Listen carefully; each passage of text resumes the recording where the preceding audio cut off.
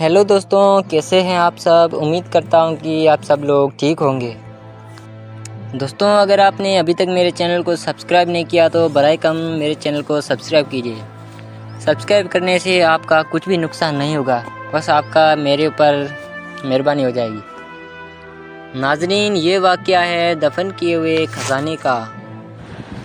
नाजरीन, एक दफ़ा कज़ाकरे के एक नहायत मेहनती किसान जिसका नाम रहीम था, एक ज़रे गांव में रहता था जो कि पाकिस्तान के ज़रख़रीज़ सूबे पंजाब में वाक़ था।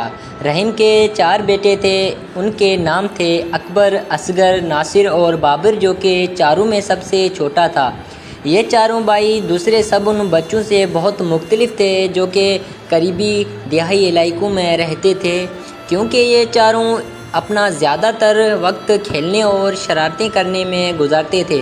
जब हमसाये में